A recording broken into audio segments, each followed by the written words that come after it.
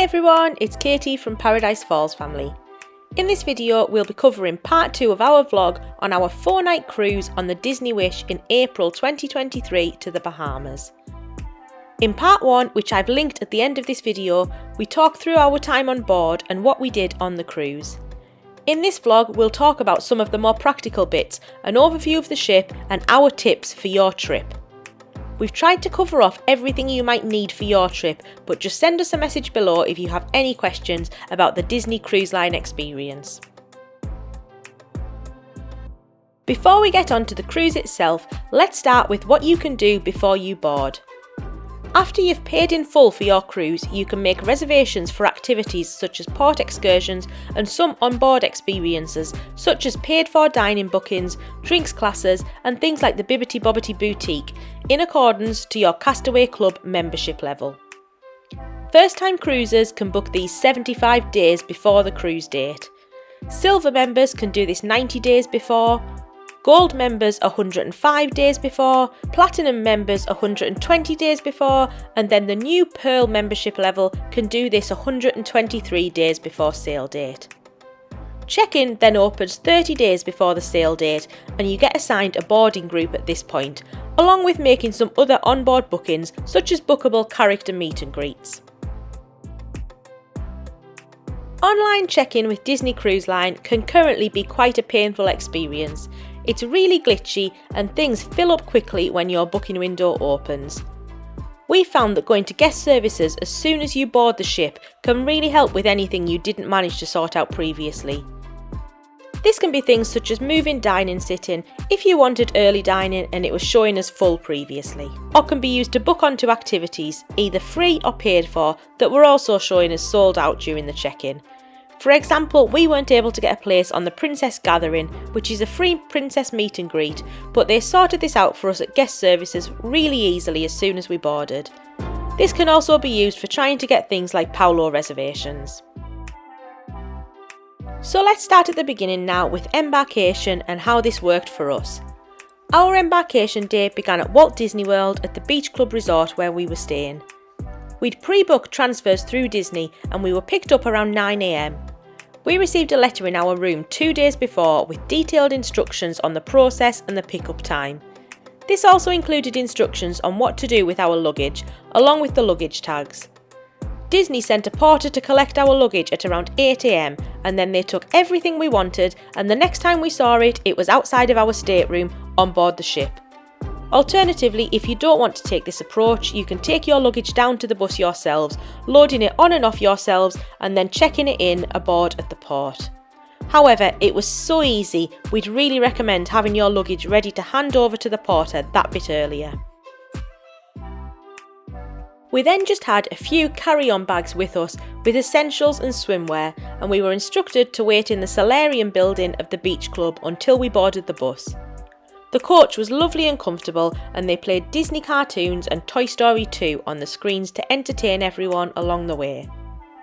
We arrived at the port around 11 AM, which took slightly longer than usual as there'd been a crash on the road.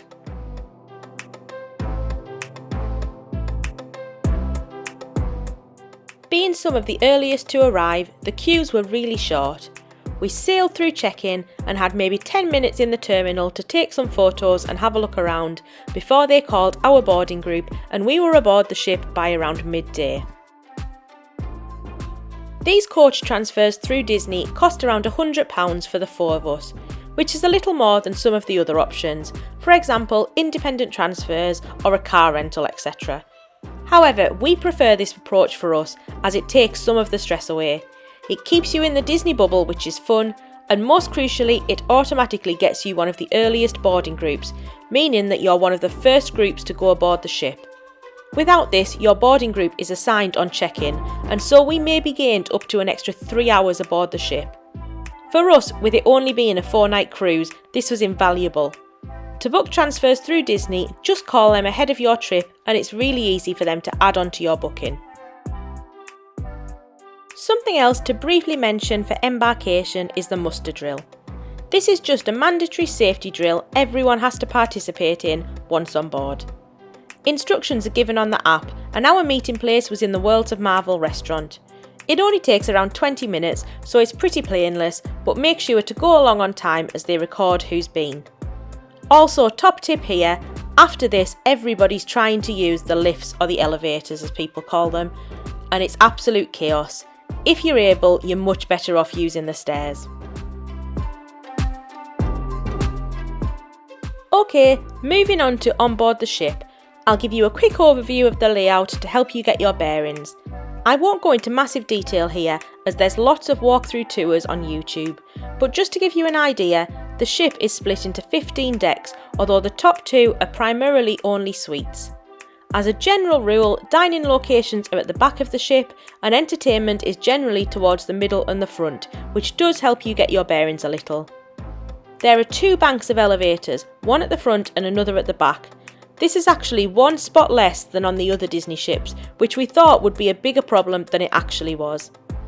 One point to note though is that the buttons are all touch-free, which is a great idea until everybody stepping into the elevator accidentally brushes by the buttons, so you end up stopping at every floor every time. It's a small point, but it really is so frustrating when riding the elevators and adds time to most journeys. Decks 6 to 10 are predominantly staterooms, and Deck 1 is the health centre, which overall means you'll be spending most of your time on Decks 2 to 5 and Decks 11 to 13. 2 to 5 are your indoor dining and entertainment options, and 11 to 13 are some of the top outdoor decks. Starting at the bottom, Deck 2 is where you'll find the kids clubs, and Deck 3 is the beginning of the Grand Hall, which is the main hub. This is a beautiful space and it's where you're welcomed aboard the ship, and it has its own stage as well. Deck 3 is home to loads of the shops, bars, lounges and the theatre, as well as the 1923 restaurant at the back of the ship. Moving up a deck, you've got the Worlds of Marvel restaurant at the back, more shopping and entertainment including the DVC desk, guest services, Bibbity Bobbity boutiques and the cinemas and the top level of the theatre. Then on Deck 5 you've got the Arundel restaurant at the back, more shops and lounges, and then the Senses Spa at the front of the ship. Skipping to Deck 11, this is where you'll likely spend a lot of time, with it being the main pool deck with the Funnel Vision big screen. At the back of the ship is Marceline Market, the main quick service buffet on the ship. And you'll also find Mickey and Friends Festival of Food, which consists of various quick service options towards the front of the ship.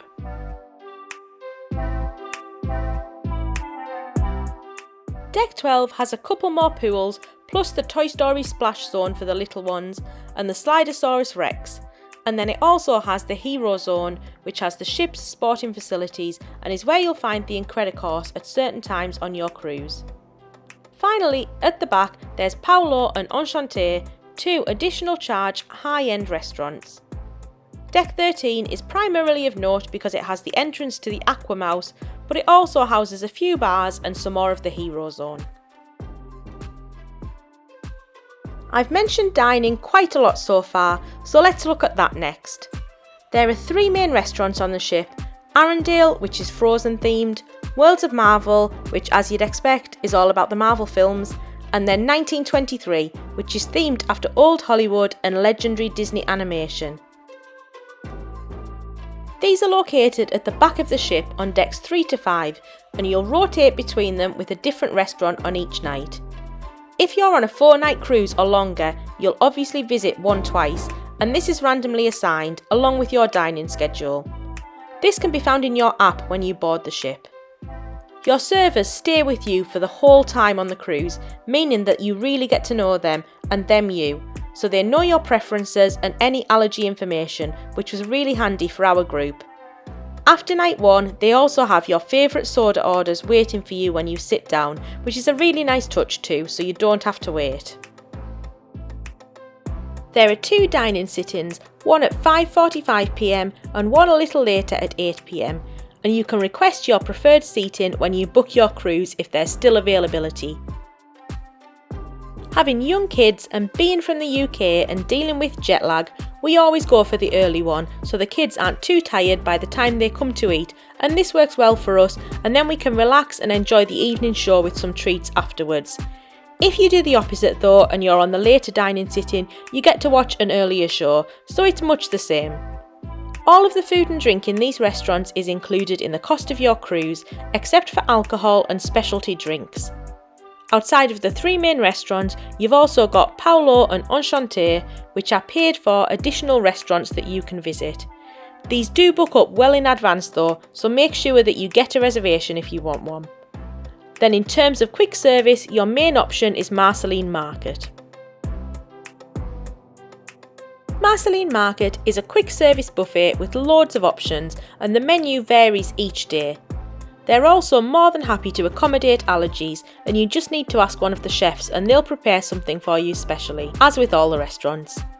There's also mandatory hand washing stations as you enter to ensure the highest possible hygiene standards.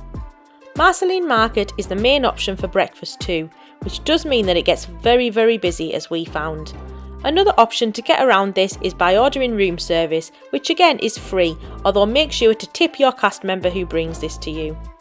You can easily order this by marking up your choices on the hanger found in your stateroom and leaving this on the door the night before. We did this a couple of times and would really recommend it if you don't fancy the crush in Marceline Market. There will also be one of the main restaurants open at breakfast time, but this does close earlier than the buffet. We found lunchtimes to be a little better, as there are a few more options around the pool open at this time. Some of these are called Mickey's Smokestack Barbecue, Donald's Cantina and Goofy's Grill, and they look like great options, although we just didn't have time to try them out on this trip.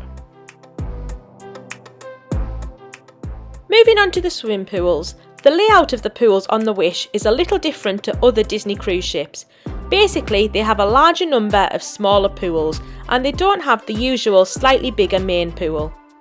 Overall, I think this works if you just want to cool off, but if you actually want to swim in water of any depth, it isn't great, meaning that these pools can get really crowded. We got around this once by swimming in the evening when the pools were quiet and we almost had it to ourselves, and we had a great time. In terms of slides, you've got the Aquamouse, which is advertised as an attraction at sea. It's effectively a water coaster, and it's quite similar to the Aqueduct on the Fantasy and Dream ships. And like the pools, we'd recommend trying at night when the queues are lowest. As well as this, you've then got the Slidosaurus Rex, plus the splash area for toddlers.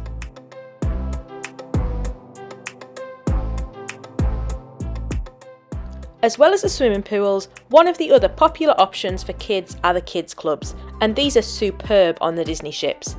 They cater for all ages, going from the It's a Small World nursery for the babies aged 6 months to 3 years, the Oceaneers Club, which is aged 3 to 12, the Edge, which is ages 11 to 14, and the Vibe for ages 14 to 17. The Wish then also has the Hideaway, which is for children, or maybe adults in this case, aged 18 to 20 years old. Our kids fit nicely in the Oceaneer Club, which is for ages 3 to 12. There is so much to do, and we touched on this in part 1 of our vlog, and the kids just wanted to keep going back. Of course, we didn't want them in there all of the time, but we usually let them have an hour or two before we went to pick them up again to spend some more time as a family. It's also worth noting that they don't provide food in the clubs, so keep this in mind for pick up and drop off times. Otherwise, the hours are pretty flexible, with it being open from 9 AM to around midnight. Kids are free to play whatever they want, but there are loads of scheduled activities, character meets and games throughout the day, so make sure to check the app for details of these. To access the club, you need to pre-register, although you can do this once on board, and then you drop them off and pick them up at the entrance on deck 2 or at the top of the slide into the club on deck 3, another great perk on the Wish.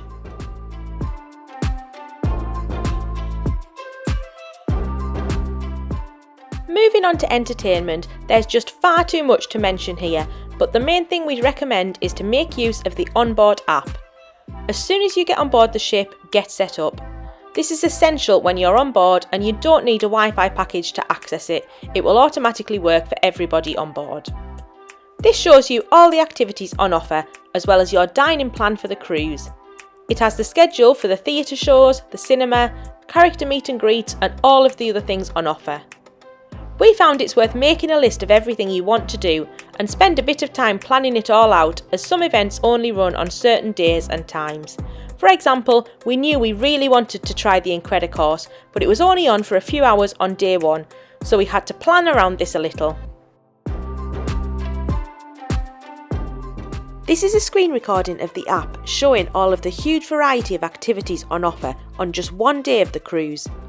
We won't list everything we managed to fit in here, but part 1 of our cruise vlog gives you a really good idea. But there was still plenty that we didn't have time for. First off was the spa and the additional restaurants Paolo and Enchanté. We've classed these together as these are things that we group as kind of non-kid friendly activities, so far we've not attempted to try them. However, we've heard they're amazing and would really like to try them one day when the timing is right. Also, there's Jack Jack's Diaper Dash. This is a funny one as it's basically just racing babies, but it's loads of fun to watch and we enjoyed it on our very first cruise on the Disney Fantasy, so wanted to try and catch it again, but just couldn't squeeze it in. Next up are all the bars and lounges situated around the Wish. We tried a good selection of these, but there were so many more that we wanted to try, like Nightingale's and the Wishing Star Cafe. And finally, I think just pool time. We had 4 nights, but with 2 days ashore and lots to do, we didn't find much time for just relaxing around the pool, which leads me on to the length of the cruise. As I've mentioned, we had 4 nights, which was absolutely fantastic, but with the days ashore, we found it just wasn't long enough to do everything we wanted, so we felt a bit pulled in all directions. Our very first cruise was a week, which we thought was absolutely perfect, and our second was a staycation cruise with only days at sea, so that was also really relaxed. If you're planning to go ashore, which we always do, then maybe 5 nights is the minimum I think that we'd want going forwards, just to make sure we get that time to slow down, enjoy the ship and relax a little bit more. Moving on to staterooms. A lot is said about the size of cruise staterooms. Although they're small, we've never found this to be a problem, and we don't usually spend a lot of time in the room. We're a family of 4, so we always have a queen size bed and a sofa which then converts to a bed, and then a pull down bunk bed, and this works fine for us. Our room on this occasion had a balcony, which was lovely, although again, we didn't use it that much as we were out and about so much. I think with a longer cruise, we probably would have seen more value in this. But with a short cruise, we probably would have been okay with an inside room. On the other hand, we've stayed in an inside room before, and we've noticed it does feel a bit strange not being able to see daylight without a bit of a walk, so it's not our preferred room type. Ultimately though, it comes down to cost. If the veranda room is good value, we'll book it. If not, we'll stick with an inside room. Touching on practicalities, on embarkation, rooms are available from around 2 p.m, with room keys left outside your door in a sealed envelope. Your luggage is left outside of your room for you to bring in when you arrive. I'll touch on the debarkation process in a moment. A few more bits and pieces first though. One of the things we love to do on board a Disney cruise is to take part in a fish extender group. This is a small group you enter into beforehand on Facebook with around 8 other families, and you agree to exchange small gifts while on board, leaving them hanging on everyone's stateroom door. They are often different themes, and it's a great way to get to know some people if you wish, or just to enjoy giving out a gift. There tends to be a spending guide of around $10 to $15 per room.